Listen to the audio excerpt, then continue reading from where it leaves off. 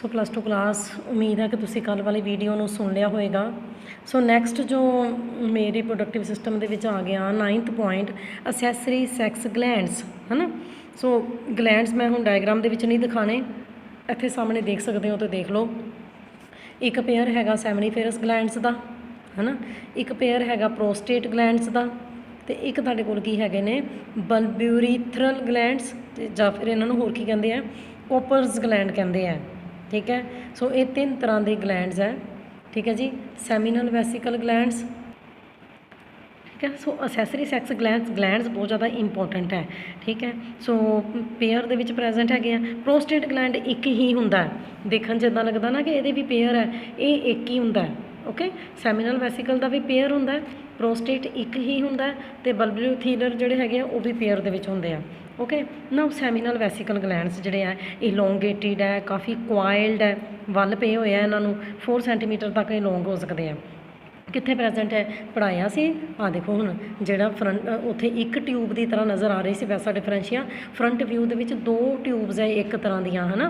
ठीक है, सो ampulla part जिहड़ा हैगा ना, ठीक है, वैसा डिफरेंशिया दा एम्पुला पार्ट जिहड़ा सीगा मीनस कि तुसीं कह सकदे बिल्कुल सिरे है ना उत्थे प्रेजेंट है। देखो आ है वैसा डिफरेंशिया 2 पाइप वर्गे स्ट्रक्चर इन्हां दे बिल्कुल किनारियां दे उत्ते पे हुए है ये वैसिकल ग्लैंड्स जिहड़े हैगे है ना, सैमिनल वैसिकल्स जिहड़े हैगे आ। ओके अच्छा, ये की प्रोड्यूस करते हैं ये येलो कलर का है ना, नेचर दे विच अल्केलाइन इन्हां दे पता ही होना तुहानूं कि हर एक सलूशन की pH वैल्यू हुंदी है भी वो एसिडिक है कि बेसिक है ना। सो ये अल्केलाइन हुंदा है जो ये पीले रंग का थोड़ा जहा विस्कस सैमी फ्लूड है ना लिक्विड प्रोड्यूस करनगे वो अल्केलाइन है नेचर दे विच। ओके अच्छा, सैमिनल वैसिकल्स जो सिक्रीशन प्रोड्यूस करते हैं उसमें शुगर होंदी है फ्रक्टोज, एक कोएगुलेटिंग एंजाइम होंदा है, एस्कॉर्बिक एसिड होंदा है ते हार्मोन होंदा किहड़ा प्रोस्टैग्लैंडिन्स, समझते हो। ठीक है जी, सो फ्रक्टोस जिहड़ी हैगी शुगर ये की करती है इस स्पर्मेटोजोआ नूं एनर्जी प्रोवाइड करती है क्योंकि उन्हें स्विमिंग करनी है, उन्हें फीमेल के रिप्रोडक्टिव ट्रैक च जाना हैगा। ठीक है, प्रोस्टैग्लैंडिन जिहड़ा हार्मोन हैगा ये फीमेल के रिप्रोडक्टिव ट्रैक की भी थोड़ी जी कंट्रक्शन करवांदा। ठीक है, तां जो स्पर्म जिहड़ा हैगा फीमेल के अंदर जाके ओवीडक्ट तक पहुँच जाए जिथे कि ओवम हैगा। ठीक है, सो ये डक्ट्स जिहड़ियां हैगियां वैसा डिफरेंशिया नूं ज्वाइन किया हुंदा उन्होंने। ओके, दूसरा ग्लैंड किहड़ा कहा मैं प्रोस्टेट ग्लैंड है ना। सो ये यूरीथरा पढ़ाया होया तुहानूं लंबा जिहा यूरीथरा जिहदे 3 पार्ट पढ़ाए सी याद है। ठीक है, मैंब्रेनस यूरीथरा, पेनाइल यूरीथरा। सो यूरीथरा का जिहड़ा शुरू वाला पार्ट है आ यूरीथरा आ उहदे शुरू दे विच प्रेजेंट है ना। ठीक है, सो ये लार्ज चैस्ट नट शेप इन्हां दी शेप जिहड़ी हैगी है नट्स वर्गी हुंदी है। ठीक है, इस शेप दे स्पॉन्जी लोबुलेटेड है ना गोल गोल जे ग्लैंड्स हैगे हैं। ये की प्रोड्यूस करते हैं एक पतला या दुध वर्गा, ठीक है, स्लाइटली एसिडिक फ्लूड है ना। ये जो फ्लूड प्रोड्यूस करते हैं नेचर किदां दी हुंदी है एसिडिक, थोड़ी जी मिल्क वर्गी हुंदी है ना। ठीक है, पतले जिवें दुध बहुत पतला जिहा होवे है ना, ये अंदर भी ठीक है किहड़े एंजाइम्स प्रेजेंट हैगे आ citrate anticoagulant enzymes present हुंदे आ है ना। ठीक है, सो प्रोस्टेट ग्लैंड्स जिहड़े हैगे आ ये स्पर्म नूं न्यूरिश करते हैं, उन्होंने न्यूरिशमेंट प्रोवाइड करते हैं तां जो स्पर्म जिहड़ा हैगा वो स्विमिंग करन दे काबिल रहे। तीसरे तुहाडे कोल आ गया कोपर्स ग्लैंड बल्ब्यूथीरल ग्लैंड्स है ना। ठीक है, ये प्रोस्टेट ग्लैंड तो बिल्कुल थल्ले हुंदे आ, इन्हां दा साइज़ इन्ना कुछ हुंदा जिन्ना कि मटर दे दाणे दा हुंदा है। ओके, ये सक्रीट करते हैं अल्कलाइन म्यूकस। ठीक है, सो जिहड़ा कि कित्थे भेज दिता जांदा इन्हें जो भी प्रोड्यूस किया आ छोटे छोटे मटर के दाने वर्गे ग्लैंड्स ने जो भी प्रोड्यूस किया। ठीक है, ये यूरीथरा दे विच भेज दिता जांदा है ना। ठीक है, सो स्पर्म रिलीज़ होने तो पहला कि यूरीथरा दे विच स्पर्म पहुँच जाए। ठीक है, इत्थे म्यूकस यूरीथरा दे अंदर पहला तो ही लगा हुंदा। ठीक है, सो दूजी गल इन्हां ग्लैंड्स की जिहड़ी सक्रीशन हैगी है ना, क्योंकि देखो यूरिन जिहड़ा हैगा वो एसिडिक है नेचर दे विच, तुहानूं पता है ना कैमिस्ट्री दे विच भी पढ़िया एसिड बेस एक दूसरे नूं न्यूट्रल करते हैं है ना। ठीक है ना, सो यूरिन का जिहड़ा कोई एसिडिकपन इत्थे प्रेजेंट है ना यूरीथरा दे विच, इन्हां ग्लैंड्स की सक्रीशन जिहड़ी हैगी आ उहनूं न्यूट्रल कर देगी क्योंकि इन्हां दी सक्रीशन की है अल्केलाइन है। बिल्कुल सिंपल जी गल है ना। इस तरीके दे नाल तुहानूं पेनिस भी जिहड़ा मैं पढ़ाया सी उहदा TS भी दिखाया, मैं तुहानूं दसना चाहनी डायग्राम दे विच ना TS ऑफ पेनिस भी है, उहदे पॉइंट्स तुसीं पढ़ सकते हो। ठीक है, सानूं स्पोंजी टिश्यूज़ कराए सी कोरपोरा कैवरनोसा कोरपोरा स्पोंजियोसम। ओके ਠੀਕ ਹੈ। ਸੋ ਇਸ ਤਰੀਕੇ ਦੇ ਨਾਲ ਕੋਪਰਸ ਗਲੈਂਡ ਜਿਹੜੇ ਹੈਗੇ ਆ, ਠੀਕ ਹੈ, ਸੋ ਜਦੋਂ ਇਜੈਕੂਲੇਸ਼ਨ ਹੁੰਦੀ ਹੈ ਨਾ, ਸੋ ਉਹਦੇ ਅੰਦਰ ਨਾ ਕਈ ਵਾਰੀ ਕਹਿੰਦਾ ਕਿ ਠੀਕ ਹੈ ਟੈਸਟਿਸ ਤਾਂ ਸਪਰਮ ਪ੍ਰੋਡਿਊਸ ਕਰਦੀਆਂ ਹੀ ਕਰਦੀਆਂ, ਕਿ ਥੋੜ੍ਹੀ ਬਹੁਤੀ ਜੋ ਕੋਪਰਸ ਗਲੈਂਡ ਨੇ ਜੋ ਵੀ ਪ੍ਰੋਡਿਊਸ ਕੀਤਾ ਨਾ, ਥੋੜ੍ਹੇ ਬਹੁਤੇ ਸਪਰਮ ਉਹਦੇ ਵਿੱਚ ਵੀ ਹੁੰਦੇ ਹੈ, ਠੀਕ ਹੈ। ਅਦਰ ਗਲੈਂਡਸ, ਚੌਥੀ ਟਾਈਪ ਦੇ ਤੁਹਾਡੇ ਕੋਲ ਆ ਗਏ ਅਦਰ ਗਲੈਂਡਸ, ਹੈ ਨਾ। ਸੋ ਜੇ ਯਾਦ ਹੈ, ਜਿਹਨੇ ਧਿਆਨ ਨਾਲ ਵੀਡੀਓ ਨੂੰ ਸੁਣਿਆ, ਪ੍ਰੀ ਪਿਊਸ ਯਾਦ ਹੈ ਤੁਹਾਨੂੰ? ਪ੍ਰੀ ਪਿਊਸ ਜਿਹੜਾ ਸੀਗਾ, ਕਿਹਾ ਸੀਗਾ ਕਿ ਪੈਨਿਸ ਦੇ ਆਲੇ ਦੁਆਲੇ ਜਿਹੜਾ ਸਕਿਨ ਦਾ ਕਵਰ ਹੁੰਦਾ ਉਹਨੂੰ ਪ੍ਰੀ ਪਿਊਸ ਕਹਿੰਦੇ ਆ। ਉਹਦੇ ਅੰਦਰ ਵੀ ਪ੍ਰੀਪਿਊਚੀਅਲ ਗਲੈਂਡਸ ਪ੍ਰੈਜ਼ੈਂਟ ਹੁੰਦੇ ਆ, ਠੀਕ ਹੈ, ਜਿਹੜੇ ਕਿ ਇੱਕ ਸਬੇਸ਼ੀਅਸ ਸਬਸਟਾਂਸ ਰਿਲੀਜ਼ ਕਰਦੇ ਆ, ਠੀਕ ਹੈ। ਸੋ ਵਾਈਟ ਕਲਰ ਦਾ ਥੋੜ੍ਹਾ ਜਿਹਾ ਪੇਸਟੀ ਜਿਹਾ ਫਾਊਲ ਸਮੈਲਿੰਗ ਇੱਕ ਲਿਕੁਇਡ ਪ੍ਰੋਡਿਊਸ ਸਬਸਟੈਂਸ ਪ੍ਰੋਡਿਊਸ ਕਰਦੇ, ਜਿਹਨੂੰ ਕਹਿੰਦੇ ਸਮੈਗਮਾ, ਸਮਝਦੇ ਪਏ ਹੋ, ਠੀਕ ਹੈ।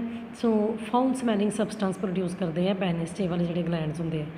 ਸੀਮਨ, ਹੈ ਨਾ, ਮੈਂ ਤੁਹਾਨੂੰ ਦੱਸਿਆ ਸੀ ਕਿ ਬਾਅਦ 'ਚ ਤੁਹਾਨੂੰ ਦੱਸਾਂਗੇ ਕਿ ਸੀਮਨ ਕੀ ਹੈ। ਹੁਣ ਬੱਚੇ ਜਿੰਨੇ ਵੀ ਸੈਕਸ ਗਲੈਂਡਸ ਸੀਗੇ, ਮਿਊਕਸ ਸੀਗਾ, ਹੈ ਨਾ, ਠੀਕ ਹੈ, ਸਕਰੀਟ ਹੋਇਆ, ਹੈ ਨਾ, ਸੋ ਉਹਨਾਂ ਦੇ ਵਿੱਚ ਜਦੋਂ ਅਸੀਂ ਸਪਰਮ ਮਿਲ ਜਾਏਗਾ ਅਤੇ ਤੁਹਾਡੇ ਕੋਲ ਇੱਕ ਸੈਮੀਨਲ ਫਲੂਡ ਬਣ ਜਾਏਗਾ, ਜਿਹਨੂੰ ਅਸੀਂ ਸੀਮਨ ਕਹਿੰਦੇ ਹਾਂ, ਜਾਂ ਫਿਰ ਸੈਮੀਨਲ ਪਲਾਜ਼ਮਾ ਕਹਿੰਦੇ ਹਾਂ, ਠੀਕ ਹੈ। ਸੋ ਸੀਮਨ ਦੇ ਵਿੱਚ ਬਹੁਤ ਕੁਛ ਹੁੰਦਾ ਹੈ, ਤੁਹਾਨੂੰ ਦੱਸਿਆ ਸੀਗਾ, ਉਹਦੇ 'ਚ ਫਰਕਟੋਸ ਸ਼ੂਗਰ ਹੁੰਦੀ ਹੈ, ਕੈਲਸ਼ੀਅਮ ਹੁੰਦੇ ਹੈ, ਐਂਜ਼ਾਈਮਸ ਹੁੰਦੇ ਹੈ, ਠੀਕ ਹੈ। ਸੋ ਸੀਮਨ ਦੇ ਬਹੁਤ ਸਾਰੇ ਫੰਕਸ਼ਨ ਹੈਗੇ ਆ।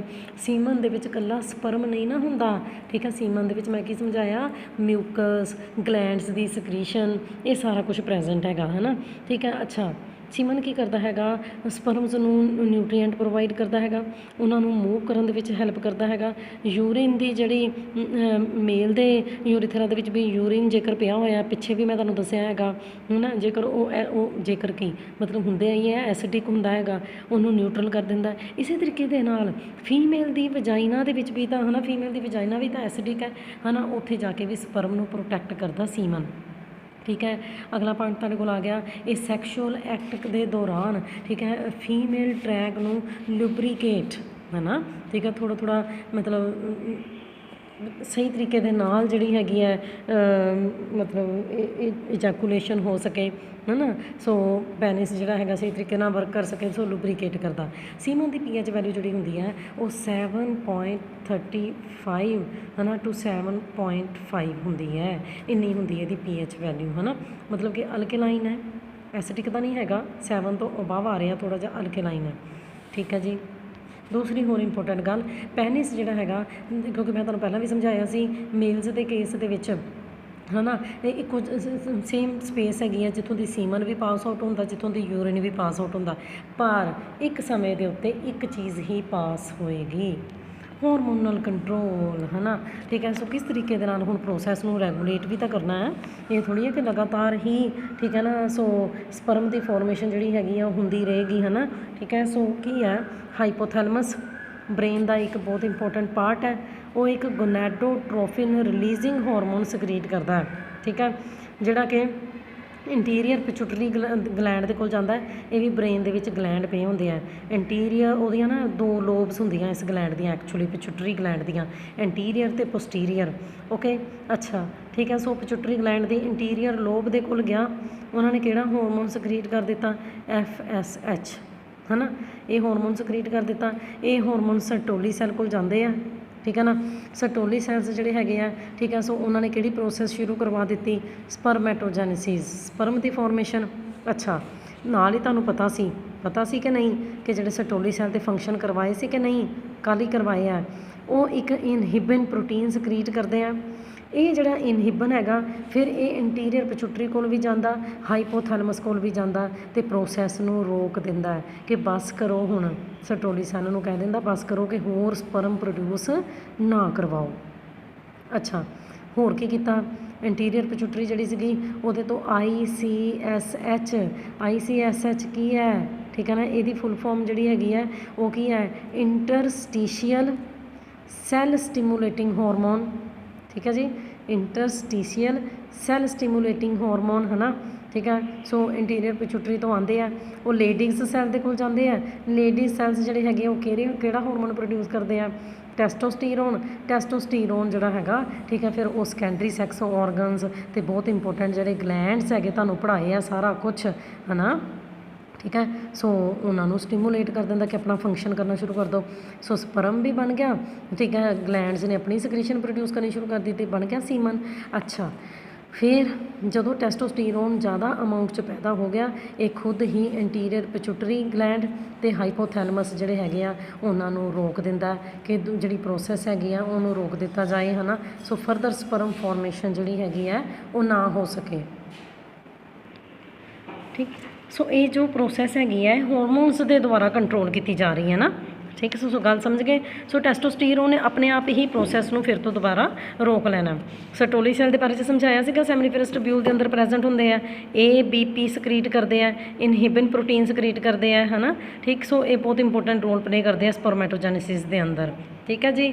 ਸੋ ਔਨਸੈਟ ਆਫ ਪਿਊਬਰਟੀ ਇਨ ਦਾ ਮੇਲ, ਹੈ ਨਾ। ਪਿਊਬਰਟੀ ਕਿਹੜਾ ਪੀਰੀਅਡ ਹੁੰਦਾ, 10th ਕਲਾਸ ਦੇ ਵਿੱਚ ਵੀ ਪੜ੍ਹਿਆ ਹੋਇਆ, ਜਦੋਂ ਰੀਪਰੋਡਕਟਿਵ ਔਰਗਨ ਜਿਹੜੇ ਆ ਫੰਕਸ਼ਨਲ ਹੋ ਜਾਂਦੇ ਆ। ਸੋ ਮੇਲਸ ਦੇ ਵਿੱਚ ਪਿਊਬਰਟੀ ਜਿਹੜੀ ਹੈਗੀ ਆ ਉਹ 13 to 16 ਈਅਰਸ ਦੇ ਵਿੱਚ ਜਿਹੜੀ ਹੈ ਉਹ ਪਿਊਬਰਟੀ ਹੋ ਜਾਂਦੀ ਹੈ ਨਾ, ਠੀਕ। ਸੋ ਇਸੇ ਤਰੀਕੇ ਦੇ ਨਾਲ ਟੈਸਟੋਸਟੀਰੋਨ ਹਾਰਮੋਨ ਸਕਰੀਟ ਹੋਣਾ ਸ਼ੁਰੂ ਹੋ ਜਾਂਦਾ ਟੈਸਟਿਸ ਦੇ ਵਿੱਚ। ਇਸ ਹਾਰਮੋਨ ਦੇ ਕਰਕੇ ਹੀ ਗਰੋਥ ਮੈਚੂਰੇਸ਼ਨ ਹੋਣੀ ਸ਼ੁਰੂ ਹੋ ਜਾਂਦੀ ਹੈ। ਸੈਕੰਡਰੀ ਸੈਕਸ ਔਰਗਨਸ ਦੀ ਅਸੈਸਰੀ ਸੈਕਸ ਕਰੈਕਟਰ ਪਤਾ ਤੁਹਾਨੂੰ, ਲੜਕਿਆਂ ਦੇ ਵਿੱਚ ਕਿਹੜੇ ਕਿਹੜੇ ਹੋ ਸਕਦੇ ਆ, ਪੈਨਿਸ ਔਰ ਸਕਰੋਟਮ ਦੀ ਇਨਲਾਰਜਮੈਂਟ ਹੋ ਜਾਂਦੀ ਹੈ, ਸ਼ੋਲਡਰਸ ਜਿਹੜੇ ਹੈਗੇ ਆ ਬਰੋਡ ਹੋ ਜਾਂਦੇ ਆ, ਬੋਡੀ ਦੀ ਗਰੋਥ, ਬੋਡੀ ਦੇ ਉੱਤੇ ਅਤੇ ਫੇਸ ਦੇ ਉੱਤੇ ਹੇਅਰ ਆਉਣੇ ਸ਼ੁਰੂ ਹੋ ਜਾਂਦੇ ਆ। ਲੈਰਿੰਗਸ ਜਿਹੜੇ ਹੈਗੇ ਉਹਦੀ ਇਨਲਾਰਜਮੈਂਟ ਹੋਣ ਦੇ ਕਰਕੇ, ਵੋਕਲ ਕੋਰਡਸ ਮੋਟੀਆਂ ਹੋ ਜਾਣ ਦੇ ਕਰਕੇ, ਹੈ ਨਾ, ਲੜਕਿਆਂ ਦੀ ਆਵਾਜ਼ ਜਿਹੜੀ ਹੈ ਨਾ, ਕਹਿੰਦੇ ਨਾ ਬਹੁਤ ਮੋਟੀ ਆਵਾਜ਼ ਹੋ ਗਈ ਹੈ ਨਾ, ਇਹਨੂੰ ਅਤੇ ਅਸੀਂ ਕਹਿੰਦੇ ਨੇ ਡੀਪਨਿੰਗ ਹੋ ਗਈ ਹੈ ਆਵਾਜ਼ ਦੀ, ਹੈ ਨਾ। ਉਹਨਾਂ ਦੇ ਮਸਲਸ ਬਹੁਤ ਜ਼ਿਆਦਾ ਡਿਵੈਲਪ ਕਰ ਚੁੱਕੇ ਹੁੰਦੇ ਆ, ਬੋਨਸ ਬਹੁਤ ਜ਼ਿਆਦਾ ਡਿਵੈਲਪ ਕਰ ਚੁੱਕੇ ਹੁੰਦੇ ਆ, ਉਹਨਾਂ ਦੀ ਹਾਈਟ ਜਿਹੜੀ ਹੈਗੀ ਹੈ ਬਹੁਤ ਜ਼ਿਆਦਾ ਵੱਧ ਜਾਂਦੀ ਹੈ, ਠੀਕ ਹੈ। ਸੋ ਇਸ ਤਰੀਕੇ ਦੇ ਨਾਲ ਗਰੋਥ, ਮੇਨਟੇਨੈਂਸ, ਸੈਮਨੀਫਰਸ ਟਿਊਬਿਊਲਸ ਦੀ ਫੰਕਸ਼ਨਿੰਗ, ਹੈ ਨਾ। ਸੋ ਇਹ ਸਾਰਾ ਕੁਛ ਜਿਹੜਾ ਹੈਗਾ FSH ਅਤੇ LH ਜਿਹੜੇ ਹਾਰਮੋਨ ਹੈਗੇ ਆ, ਠੀਕ ਹੈ, ਪਿਚੂਟਰੀ ਗਲੈਂਡ ਦੀ ਇੰਟੀਰੀਅਰ ਲੋਬ ਤੋਂ ਜਿਹੜੇ ਆਉਂਦੇ, ਮੈਂ ਤੁਹਾਨੂੰ ਪਹਿਲਾਂ ਡਾਇਗਰਾਮ ਵੀ ਦਿਖਾਈ ਹੈਗੀ ਹੈ ਨਾ, ਉਹ ਸਾਰਾ ਕੁਝ ਕੰਟਰੋਲ ਕਰਦੇ ਆ। ਓਕੇ ਨਾ, ਮੇਲ ਸੈਕਸ ਐਕਟ, ਹੈ ਨਾ, ਠੀਕ ਹੈ। ਸੋ ਇਹਦੇ ਵਿੱਚ 3 ਫੇਜ਼ਿਸ ਆਉਂਦੇ ਆ, ਠੀਕ ਹੈ ਜੀ। ਇਰੈਕਸ਼ਨ ਆਫ ਦਾ ਪੈਨਿਸ ਹੈ, ਕੋਪੂਲੇਸ਼ਨ ਜਿਹਨੂੰ ਕਿ ਅਸੀਂ ਸੈਕਸ਼ੂਅਲ ਇੰਟਰਕੋਰਸ ਵੀ ਕਹਿੰਦੇ ਹਾਂ, ਅਤੇ ਫਿਰ ਸਬਸੀਡੈਂਸ ਹੈ ਆਫ ਇਰੈਕਸ਼ਨ, ਹੈ ਨਾ। ਸੋ ਇਰੈਕਸ਼ਨ ਖਤਮ ਵੀ ਹੋ ਜਾਂਦੀ ਹੈ। ਸੋ ਪੈਨਿਸ ਦੀ ਜਿਹੜੀ ਇਰੈਕਸ਼ਨ ਹੈਗੀ ਹੈ ਨੈਚੁਰਲੀ ਤੁਹਾਨੂੰ ਸਮਝਾਇਆ ਹੋਇਆ ਕਿ ਸਪੌਂਜੀ ਟਿਸ਼ੂ ਪ੍ਰੈਜ਼ੈਂਟ ਸੀਗਾ, ਹੈ ਨਾ। ਹੁਣ ਮੈਂ ਬਾਰ ਬਾਰ ਨਹੀਂ ਇਹਦੇ ਬਾਰੇ 'ਚ ਦੱਸਣਾ ਹੈਗਾ। ਉਹਦੇ ਅੰਦਰ ਜਿਹੜੀ ਖਾਲੀ ਜਗ੍ਹਾ ਪ੍ਰੈਜ਼ੈਂਟ ਸੀਗੀਆਂ, ਉੱਥੇ ਬਲੱਡ ਆ ਗਿਆ, ਉਹ ਬਲੱਡ ਦੇ ਨਾਲ ਭਰ ਗਿਆ ਸਪੌਂਜੀ ਟਿਸ਼ੂ ਜਿਹੜਾ ਸੀਗਾ, ਠੀਕ ਹੈ। ਸੋ ਟਿਸ਼ੂਜ਼ ਦਾ ਬਲੱਡ ਦੇ ਨਾਲ ਭਰਨਾ, ਇਹਨੂੰ ਕਹਿੰਦੇ ਵੈਸੋ ਕੰਜੈਸ਼ਨ, ਹੈ ਨਾ। ਪੈਨਿਸ ਜਿਹੜਾ ਹੈਗਾ ਜਦੋਂ ਇਰੈਕਟ ਹੋ ਜਾਂਦਾ, ਲੌਂਗ ਸਟਿਫ ਹੋ ਜਾਏਗਾ, ਠੀਕ ਹੈ। ਸੋ ਇਹ ਬਲੱਡ ਦੇ ਹਾਈਡਰੋਲੋਲਿਕ ਪ੍ਰੈਸ਼ਰ ਦੇ ਕਰਕੇ ਵੀ, ਠੀਕ ਹੈ, ਸਟਿਫਨੈਸ ਹੋ ਰਹੀ ਹੈ ਨਾ। ਦੂਸਰਾ ਤੁਹਾਡੇ ਕੋਲ ਆ ਜਾਂਦਾ ਫਿਰ ਕੋਪੂਲੇਸ਼ਨ। ਇਸੇ ਤਰੀਕੇ ਦੇ ਨਾਲ ਬਹੁਤ ਸਾਰੇ ਯੂਰੀਥਰਾ ਦੇ ਅੰਦਰ ਗਲੈਂਡਸ ਪ੍ਰੈਜ਼ੈਂਟ ਸੀਗੇ, ਉਹਨਾਂ ਨੇ ਮਿਊਕਸ ਸਕਰੀਟ ਕੀਤਾ ਸੀ। ਕੋਪਰਸ ਗਲੈਂਡ, ਵਜਾਈਨਾ ਦੇ ਗਲੈਂਡ ਜਿਹੜੇ ਹੈਗੇ ਆ, ਠੀਕ ਹੈ। ਸੋ ਇਹ ਲੂਬਰੀਕੇਸ਼ਨ ਪ੍ਰੋਵਾਈਡ ਕਰਦੇ ਆ ਕੋਪੂਲੇਸ਼ਨ ਦੇ ਲਈ, ਹੈ ਨਾ, ਠੀਕ ਹੈ। ਸੋ ਜਿਹੜੀ ਸਟੀਮੂਲੇਸ਼ਨ ਹੈ ਉਹਦੇ ਨਤੀਜੇ ਵਜੋਂ ਕੀ ਹੈਗਾ, ਠੀਕ ਹੈ, ਯੂਰੀਥਰਾ ਦੇ ਪ੍ਰੋਕਸੀਮਲ ਪਾਰਟ ਦੇ ਉੱਤੇ, ਹੈ ਨਾ, ਪੜ੍ਹਾਇਆ ਹੋਇਆ ਤੁਹਾਨੂੰ ਯੂਰੀਥਰਾ, ਹੈ ਨਾ, ਠੀਕ ਹੈ। ਸੋ ਰੀਪਰੋਡਕਟਿਵ ਗਲੈਂਡ ਅਤੇ ਡਕਟਸ ਦੀ ਸਕਰੀਸ਼ਨ ਦੇ ਕਰਕੇ, ਹੈ ਨਾ, ਠੀਕ ਹੈ, ਸੀਮਨ ਸਕਰੀਟ ਹੋ ਜਾਂਦਾ।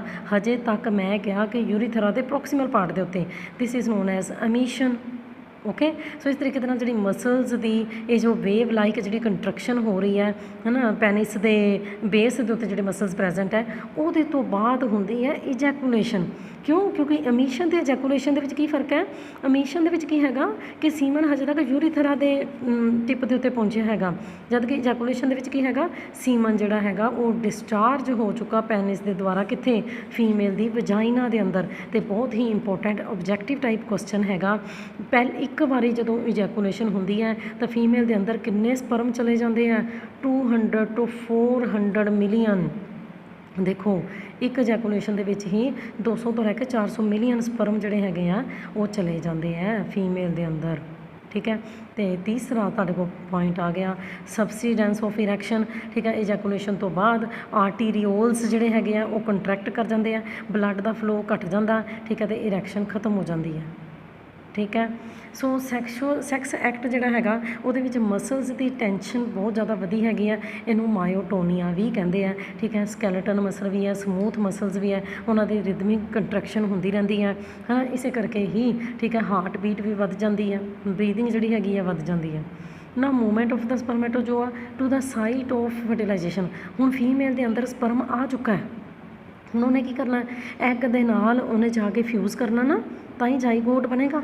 ਫੀਮੇਲ ਦੇ ਜੈਨੀਟਲ ਟਰੈਕ ਦੇ ਅੰਦਰ ਕੀ ਹੁੰਦਾ ਹੈਗਾ, ਤੁਹਾਨੂੰ ਪਤਾ ਕਿ ਸੀਮਨ ਜਿਹੜਾ ਹੈਗਾ ਉਹ ਅਲਕੇਲਾਈਨ ਹੈ, ਅਤੇ ਵਜਾਈਨਾ ਜਿਹੜੀ ਹੈਗੀ ਹੈ ਉਹਦੇ ਅੰਦਰ ਠੀਕ ਹੈ ਐਸਿਡਿਕ ਮੀਡੀਅਮ ਹੈਗਾ, ਤਾਂ ਦੋਨੋਂ ਨਿਊਟਰਲ ਹੋ ਗਏ। ਉਹ ਅਲਕੇਲਾਈਨ ਹੈ, ਉਹ ਐਸਿਡਿਕ ਹੈ ਨਾ, ਠੀਕ ਹੈ, ਵਜਾਈਨਾ ਦਾ ਮੀਡੀਅਮ, ਤਾਂ ਉੱਥੇ ਨਿਊਟਰਲ ਹੋ ਜਾਂਦਾ, ਜਿਹਦੇ ਕਰਕੇ ਕਿ ਸਪਰਮ ਦੀ ਜਿਹੜੀ ਮੋਟਿਲਿਟੀ ਹੋਰ ਵੀ ਜ਼ਿਆਦਾ ਵੱਧ ਜਾਂਦੀ ਹੈ। ਤੁਹਾਨੂੰ ਦੱਸਿਆ ਸੀ ਸੀਮਨ ਦੇ ਅੰਦਰ ਇੱਕ ਪ੍ਰੋਸਟੈਗਲੈਂਡਿਨਸ ਪ੍ਰੈਜ਼ੈਂਟ ਹੈਗਾ, ਉਹ ਕੀ ਕਰ ਦਿੰਦਾ, ਮਿਊਕਸ ਨੂੰ ਥੋੜ੍ਹਾ ਜਿਹਾ ਥਿਨ ਕਰ ਦਿੰਦਾ ਹੈਗਾ। ਯੂਟਰਸ ਫੀਮੇਲ ਦੇ ਵਿੱਚ ਤੁਹਾਨੂੰ ਪਤਾ ਕਿ ਬਹੁਤ ਇੰਪੋਰਟੈਂਟ ਪਾਰਟ ਹੈ, 10th ਕਲਾਸ 'ਚ ਵੀ ਪੜ੍ਹਿਆ ਹੋਇਆ। ਯੂਟਰਸ ਜਿੱਥੇ 9 ਮੰਥ ਬੱਚਾ ਰਹਿੰਦਾ, ਉੱਥੇ ਮਿਊਕਸ ਨੂੰ ਥੋੜ੍ਹਾ ਜਿਹਾ ਥਿਨ ਕਰ ਦਿੰਦਾ। ਇਸੇ ਤਰੀਕੇ ਦੇ ਨਾਲ ਯੂਟਰਸ ਦੇ ਮਸਲਸ ਵੀ ਜਿਹੜੇ ਹੈਗੇ ਆ ਹੋਰ ਕੰਟਰੈਕਟ ਕਰਨਾ ਸ਼ੁਰੂ ਕਰ ਦਿੰਦੇ ਆ, ਜਿਹਦੇ ਕਰਕੇ ਕਿ ਯੂਟਰਸ ਤੋਂ ਉੱਪਰ ਨੂੰ ਫਿਰ ਸੀਮਨ ਜਿਹੜਾ ਹੈਗਾ ਜਾਣਾ ਸ਼ੁਰੂ ਕਰ ਦਿੰਦਾ ਹੈਗਾ, ਹੈ ਨਾ, ਠੀਕ ਹੈ। ਸ਼ੁਰੂ ਦੇ ਵਿੱਚ ਕੀ ਹੈਗਾ, ਫੀਮੇਲ ਦੇ ਅੰਦਰ ਜਾ ਕੇ ਨਾ ਸੀਮਨ ਕੋਐਗੂਲੇਟ ਕਰ ਜਾਂਦਾ। ਬੱਚੇ ਕੋਐਗੂਲੇਸ਼ਨ ਦਾ ਕੀ ਮਤਲਬ ਹੈ, ਜਿਸ ਤਰ੍ਹਾਂ ਦੁੱਧ ਤੋਂ ਦਹੀਂ ਬਣ ਜਾਂਦਾ ਹੈ ਨਾ, ਥੋੜ੍ਹੀ ਦੇਰ ਲਈ ਜੰਮ ਜਾਂਦਾ ਇੱਕ ਤਰ੍ਹਾਂ ਦਾ, ਹੈ ਨਾ, ਠੀਕ ਹੈ। ਸੋ ਇਹਦੇ ਨਾਲ ਇਹ ਚੰਗੀ ਗੱਲ ਹੈ, ਕਿਉਂਕਿ ਯੂਟਰਾਈਨ ਕੰਟਰੈਕਸ਼ਨ ਜਿਹੜੀ ਹੈਗੀ ਇਹਨੂੰ ਅਪ ਕਰਨ ਦੇ ਵਿੱਚ ਹੋਰ ਵੀ ਜ਼ਿਆਦਾ ਮਦਦ ਕਰਦੀ ਹੈ ਨਾ। ਫਿਰ ਤੋਂ ਦੁਬਾਰਾ ਐਂਟੀ ਕੋਐਗੂਲੇਟਿੰਗ ਐਂਜ਼ਾਈਮਸ ਦੇ ਦੁਆਰਾ ਕੀ ਹੋ ਜਾਂਦਾ, ਲੀਕੂਫਾਈ ਹੋ ਜਾਂਦਾ, ਹੈ ਨਾ, ਠੀਕ ਹੈ। ਸੋ ਇਸ ਤਰੀਕੇ ਦੇ ਨਾਲ ਸਪਰਮਸ ਜਿਹੜੇ ਹੈਗੇ ਆ ਯੂਟਰਸ 'ਚ ਸਵਿਮ ਕਰਨਾ ਸ਼ੁਰੂ ਕਰ ਦਿੰਦੇ ਆ। ਉੱਥੋਂ ਫਿਰ ਉਹ ਓਵੀਡਕਟ ਫੈਲੋਪੀਅਨ ਟਿਊਬ 'ਚ ਪਹੁੰਚ ਜਾਂਦੇ ਆ, ਕਿਉਂਕਿ ਫੀਮੇਲ ਦਾ ਸਿਸਟਮ ਵੀ ਪੜ੍ਹਾਉਣਾ ਹੁਣ, ਇਹ ਫੀਮੇਲ ਦੇ ਪਾਰਟਸ ਆ ਸਾਰੇ, ਯੂਟਰਸ, ਓਵੀਡਕਟ, ਉੱਥੇ ਪਹੁੰਚ ਜਾਂਦੇ ਆ, ਠੀਕ ਹੈ। ਸੋ ਉੱਥੇ ਪਹੁੰਚ ਕੇ ਹੈ ਨਾ ਓਵਮ ਆ ਜਾਂਦਾ ਹੈ ਨਾ, ਠੀਕ ਹੈ। ਸੋ ਓਵਰੀਜ਼ ਤੋਂ ਓਵਮ ਆ ਗਿਆ, ਉੱਥੇ ਫਰਟੀਲਾਈਜੇਸ਼ਨ ਹੋ ਜਾਂਦੀ ਹੈ। ਅੱਗੇ ਤੁਹਾਡੇ ਕੋਲ ਆ ਗਏ ਡਿਸਆਰਡਰਸ। ਮੇਲ ਦੇ ਰੀਪਰੋਡਕਟਿਵ ਸਿਸਟਮ ਦੇ ਵਿੱਚ ਕੀ ਡਿਸਆਰਡਰ ਬੱਚੇ ਹੋ ਸਕਦੇ ਆ, ਠੀਕ ਹੈ। ਪ੍ਰੋਸਟੈਟੋ ਹੈ ਨਾ ਮਿਗਲੀ, ਜਿਹਨੂੰ ਕਿ ਅਸੀਂ ਪ੍ਰੋਸਟੈਟਿਕ ਹਾਈਪਰਟ੍ਰੋਫੀ ਵੀ ਕਹਿੰਦੇ ਹਾਂ। ਇੰਪੋਟੈਂਸ, ਸਰਟਿਲਿਟੀ, ਨਾਮ ਤੋਂ ਪਤਾ ਲੱਗਦਾ ਪਿਆ ਕੁਛ ਕਿ ਨਹੀਂ। ਪ੍ਰੋਸਟੇਟ ਗਲੈਂਡ ਪੜ੍ਹਿਆ ਕਿ ਨਹੀਂ ਪੜ੍ਹਿਆ, ਠੀਕ ਹੈ। ਸੋ ਕੁਛ ਪਰਸਨਸ ਦੇ ਵਿੱਚ ਪ੍ਰੋਸਟੇਟ ਗਲੈਂਡ ਕਈ ਵਾਰੀ ਇਨਲਾਰਜ ਹੋ ਜਾਂਦਾ, ਖਾਸ ਤੌਰ 'ਤੇ ਓਲਡ ਏਜ ਦੇ ਵਿੱਚ, ਹੈ ਨਾ। ਇਹਦੇ ਕਰਕੇ ਕੀ ਹੋ ਜਾਂਦਾ, ਯੂਰੀਥਰਾ ਬਲੋਕ ਹੋ ਜਾਂਦਾ, ਠੀਕ ਹੈ। ਸੋ ਰਾਤ ਦੇ ਸਮੇਂ ਜਿਹੜਾ ਹੈਗਾ ਯੂਰੀਨ ਆਪਣੇ ਆਪ ਹੀ ਪਾਸ ਆਊਟ ਹੋ ਜਾਂਦਾ ਕਈ ਵਾਰੀ, ਹੈ ਨਾ। ਪੇਨਫੁਲ ਯੂਰੀਨ ਜਦੋਂ ਪਾਸ ਆਊਟ ਹੁੰਦਾ ਬੜੀ ਪੇਨ ਹੁੰਦੀ ਹੈ ਨਾ। ਸੋ ਰਾਤ ਦੇ ਸਮੇਂ ਆਪਣੇ ਆਪ ਹੀ ਯੂਰੀਨ ਬਾਹਰ ਨਿਕਲ ਜਾਣਾ, ਇਹਨੂੰ ਅਸੀਂ ਨੋਕਟੂਰੀਆ ਵੀ ਕਹਿੰਦੇ ਹਾਂ, ਹੈ ਨਾ। ਸੋ ਪ੍ਰੋਸਟੇਟ ਕੈਂਸਰ ਵੀ ਬਹੁਤ ਕੋਮਨ ਹੈ, ਇਸ ਗਲੈਂਡ ਦੀ ਕੈਂਸਰ ਵੀ ਹੋ ਜਾਂਦੀ ਹੈ ਬੰਦਿਆਂ ਦੇ ਅੰਦਰ, ਸਰਜਰੀ ਕਰਕੇ ਰਿਮੂਵ ਕਰ ਦਿੱਤਾ ਜਾਂਦਾ ਗਲੈਂਡ ਨੂੰ, ਹੈ ਨਾ। ਅੱਗੇ ਤੁਹਾਡੇ ਕੋਲ ਆ ਗਿਆ ਇੰਪੋਟੈਂਸ, ਹੈ ਨਾ। ਇੰਪੋਟੈਂਸ ਦੇ ਵਿੱਚ ਕੀ ਹੋ ਜਾਂਦਾ, ਮੇਲ ਅਨਏਬਲ ਹੈਗਾ, ਹੈ ਨਾ, ਠੀਕ ਹੈ। ਸੋ ਉਹ ਪੈਨਸ ਦੀ ਇਰੈਕਸ਼ਨ ਨੂੰ ਮੇਨਟੇਨ ਨਹੀਂ ਕਰਕੇ ਰੱਖ ਸਕਦਾ ਲੰਬੇ ਸਮੇਂ ਤੱਕ, ਠੀਕ ਹੈ। ਤਾਂ ਫਿਰ ਉਹ ਨੈਚੁਰਲੀ ਇਜੈਕੂਲੇਸ਼ਨ ਨਹੀਂ ਹੋ ਪਾਉਂਦੀ। ਸਰਟਿਲਿਟੀ, ਮੇਲਸ ਜਿਹੜੇ ਹੈਗੇ ਆ, ਸੋ ਉਹਨਾਂ ਦੇ ਜਿਹੜੇ ਸਪਰਮ ਹੈਗੇ ਆ ਉਹ ਐਗ ਨੂੰ ਫਰਟੀਲਾਈਜ਼ ਹੀ ਨਹੀਂ ਕਰ ਪਾਉਂਦੇ। ਸਪਰਮ ਪ੍ਰੋਡਿਊਸ ਹੋਏ ਹੈ, ਠੀਕ ਹੈ ਨਾ, ਪਰ ਉਹ ਸਪਰਮ ਨੂੰ ਫਰਟੀਲਾਈਜ਼ ਹੀ ਨਹੀਂ ਕਰ ਪਾਉਣਗੇ, ਤਾਂ ਫੀਮੇਲ ਪ੍ਰੈਗਨੈਂਟ ਨਹੀਂ ਹੋ ਪਾਏਗੀ, ਹੈ ਨਾ, ਠੀਕ ਹੈ। ਸੋ ਇਹ ਇੰਪੋਟੈਂਸ ਨਾਲੋਂ ਅਲੱਗ ਹੈ ਨਾ। ਇੰਪੋਟੈਂਸ ਦੇ ਕੇਸ ਦੇ ਵਿੱਚ ਤਾਂ ਪੈਨਿਸ ਦੀ ਇਰੈਕਸ਼ਨ ਦੇ ਨਾਲ ਰਿਲੇਟਡ ਸੀ। ਸਰਟਿਲਿਟੀ ਦੇ ਵਿੱਚ ਕੀ ਹੈਗਾ, ਮੇਲ ਸਪਰਮ ਜਿਹੜਾ ਹੈਗਾ ਫਰਟੀਲਾਈਜ਼ ਨਹੀਂ ਕਰ ਪਾਇਆ ਓਵਮ ਨੂੰ, ਓਕੇ। ਸੋ ਇਹ ਤੁਹਾਡੇ ਕੋਲ ਸਾਰਾ ਖਤਮ ਹੋਇਆ ਮੇਲ ਰੀਪਰੋਡਕਟਿਵ ਸਿਸਟਮ। ਇਸ ਤੋਂ ਬਾਅਦ ਫੀਮੇਲ ਰੀਪਰੋਡਕਟਿਵ ਸਿਸਟਮ ਪੜ੍ਹਨਾ। ਇਹ ਓਵਰੀ ਹੈ, ਉਹਦਾ ਲੌਂਗੀਟਿਊਡਨਲ ਸੈਕਸ਼ਨ ਹੈ ਨਾ, ਠੀਕ ਹੈ। ਫੀਮੇਲ ਦਾ ਸਾਈਡ ਵਿਊ ਦੇਖ ਲਓ, ਕੋਈ ਮਿਲਦਾ ਮੇਲ ਦੇ ਨਾਲ। ਇਹ ਫੀਮੇਲ ਰੀਪਰੋਡਕਟਿਵ ਸਿਸਟਮ ਦਾ ਸਾਈਡ ਵਿਊ ਹੈ, ਇਹ ਫੀਮੇਲ ਰੀਪਰੋਡਕਟਿਵ ਸਿਸਟਮ ਦਾ ਫਰੰਟ ਵਿਊ ਹੈ। ਕਿਤੇ ਜ਼ਿਆਦਾ ਕੰਪਲੀਕੇਟਡ ਹੈ ਮੇਲ ਨਾਲੋਂ ਤਾਂ ਹੋਣਾ ਹੀ ਹੈ, ਠੀਕ ਹੈ ਨਾ। ਸੋ ਫੀਮੇਲਸ ਜਿਹੜੀਆਂ ਹੈਗੀਆਂ ਰੱਬ ਨੇ ਉਹਨਾਂ ਨੂੰ ਇਹ ਦਾਤ ਬਖਸ਼ੀ ਹੋਈ ਹੈ ਕਿ ਵੀ ਉਹ ਬੱਚਾ ਪੈਦਾ ਕਰ ਸਕਦੇ ਆ, ਮੇਲ ਨਹੀਂ ਪੈਦਾ ਕਰ ਸਕਦੇ ਆ, ਹੈ ਨਾ। ਉਹਨਾਂ ਦੇ ਅੰਦਰ ਉਹਨਾਂ ਨੂੰ ਮੈਂਸਟਰਲ ਫਲੋ ਜਿਹੜਾ ਹੈਗਾ ਹੁੰਦਾ ਫੀਮੇਲਸ ਨੂੰ, ਸਮਝਦੇ ਹੋ। ਸੋ ਇਸ ਤਰੀਕੇ ਦੇ ਨਾਲ, ਠੀਕ ਹੈ। ਸੋ ਇਹ ਮੇਲ ਰੀਪਰੋਡਕਟਿਵ ਸਿਸਟਮ ਫਿਨਿਸ਼ ਹੋਇਆ। ਉਮੀਦ ਹੈ ਕਿ ਵੀ ਤੁਹਾਨੂੰ ਸਮਝ ਆਇਆ ਹੋਵੇਗਾ।